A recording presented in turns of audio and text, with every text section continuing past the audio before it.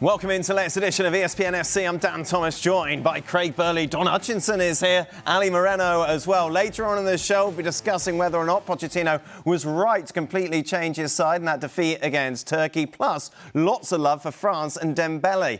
Not so much love for Spain. They would advance, they would beat Uruguay by 1-0 in the game that has just finished. But boy, this was hard work. After seeing France, one of the favourites, put on such a great show earlier in the day. Now, this was anything but from Spain. Uruguay, though, put up a fight quite literally. However, a 1-0 defeat means that they go home early. They are eliminated. Saudi Arabia go home with them from the group. Cape Verde are the second-place side who advance. We'll talk about them and their matchup with Argentina in a moment. But overall, Ali, you look at this Spain side, and we expected quite a lot from them, didn't we? Did we expect too much? Did we just take the win today? We expected more than today. We expected more than what we saw against Cape Verde. And then the match against Saudi Arabia, in which they win 4-0, you kind of go, well, maybe. Maybe this is the real version of Spain. But we needed to have a follow-up performance against Uruguay, which would be tougher opposition, allegedly anyways. Physically tougher opposition. However, you don't see from Spain, regardless of what you may think the expectations are on this group, a team that stands out as a group of players that could potentially win this competition. I didn't see anything from Spain today that filled me up with any sort of confidence and hope that indeed this is a group of players that are going to be able to advance all the way to the finals and win the World Cup. Offensively, they seem to be very limited. They're dependent upon Lamine Yamal. That's not a surprise, but they need Nico Williams on the other side of the field so that the attack becomes far more balanced. The midfield, which is supposed to be an area of strength for Spain, it's been underwhelming. And it's been underwhelming from players like Rodri, and I would even go as far as to say underwhelming from Pedri as well. I don't know if it's tired legs, but Spain are not controlling the possession with intent to go forward nearly as much as they would want to and as much as what we saw in the Euros. This team is far from what we saw in the Euros and therefore far from being one of the top favorites to win this competition based upon performance, not based on what we had as expectations coming into the tournament, based on what we have seen. They're nowhere near France right now. Didn't you say in a show earlier today that Spain have been brilliant? I believe I said they haven't lit up the tournament, and you shouted at me saying, didn't they do well against Saudi Arabia? Well, that was before this game. They've been disappointing. It was like the old Spain in a way, where it was exactly that, yeah. It was a bit like the old Spain, where it was very slow, very pedestrian-paced. And I think if you look at the two sides from Europe that were considered the favourites, France and Spain, only one of those players would get a sniff of the front four. Would get a sniff of getting into the French team, and that's Lamine Yamal. And you could even put up an argument there with Michael Olise, the way he's playing, and Dembele and so forth, Desiree Doué. So they're really lacking in that. And I quite frankly, I didn't understand the change from the Saudi game with Dani Olmo being out, and Mikel Merino being in, and also Pedro. I don't know if Pedro Porro was injured, but Porro played in the last game. It just all felt a bit unnecessary, and it was very disjointed. And I think they were a little lucky in a sense that this is a very poor Uruguay side, isn't it? Yeah. You know, they huffed and puffed, but didn't have a lot about them. But yeah, Spain thus far, they look a little bit of a shadow, or a lot of a shadow of the side that was very successful in the Euros. Why, Don? Too slow. The passing was too slow. It was too pedestrian. I thought they looked a better side when Dani Olmo came on. I think he has to be a starter. I think what they'll take from that game is obviously winning, going through and having no injuries, because Uruguay were a disgrace. I thought from 20 minutes into the game, all they had was kick lumps out of Spain. So when you're playing that type of opposition, it's hard, it's a grind. You're trying to keep the ball away from them. You're attacking tackles and you're getting the opposition yellow cards and a red card at the end. I think they'll look at the bigger picture and think, well, a win's a win, but they definitely have to improve. And they lack overall team speed of the movement of the ball, as Don just mentioned, but also team speed in general.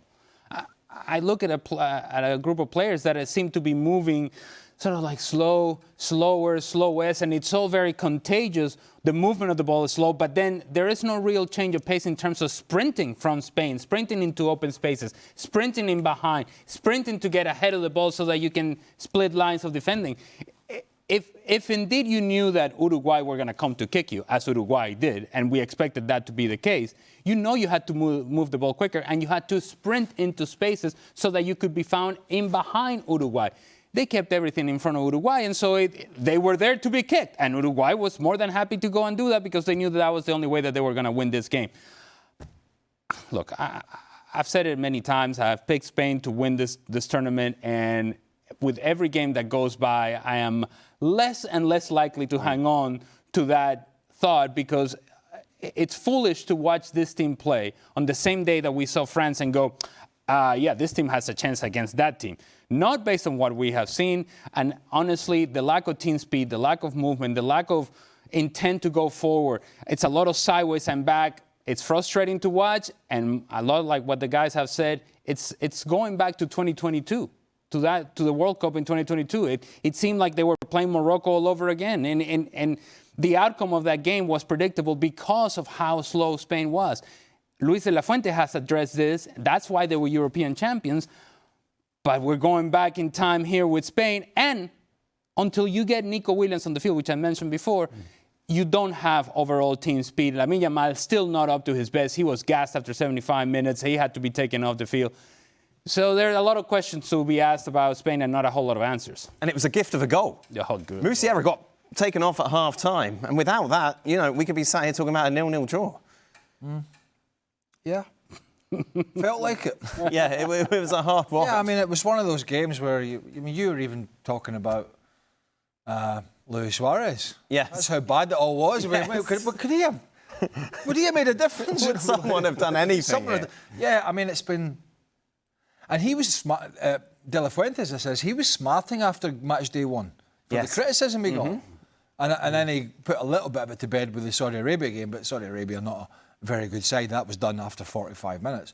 I would imagine from the Spanish press point of view, there's going to be, even though they won and they're through and they've won the group, I would imagine there's going to be a lot more questions to him about how they're going to go from A to B to C and maybe even to D if they're going to win this thing, how they're going to get there playing in the manner in which they are, which doesn't look likely at this point. As it stands, it's Austria in the next round, and in theory, if you advance there, you'll take on Portugal.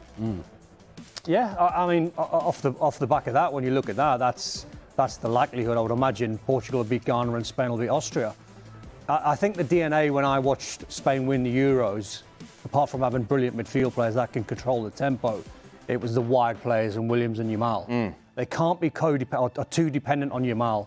You can't be just saying, right, we're going to get our star player the ball all of the time, because if you're Austria or you're Portugal, Ghana, whoever they might face, you can try and get players on that side to stop Yamal. So Williams has to come in. If he's fit enough to come in, when they won the Euros playing with those two out wide, they just looked unstoppable. How bad are Uruguay if they can't get out of this group? There's obviously something going on at Uruguay beyond what we're seeing on the field. You need a goal. You need something. And you take out Fede Valverde very early on in the second half. And as Fede Valverde was coming off the field, team captain for Uruguay, by the way, he doesn't even take a look at Marcelo Bielsa. Bielsa doesn't look at him. You know there's a disconnect here somewhere. But more importantly, there is a lack of overall talent at Uruguay. There is. You look at that attacking core group of players, and where are the goals going to come from?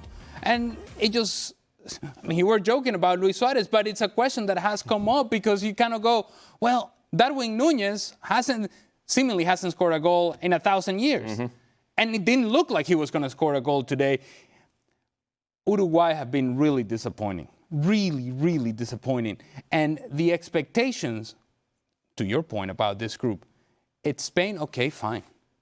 But Saudi Arabia and Cape Verde, with all due respect, it's Saudi Arabia and Cape Verde.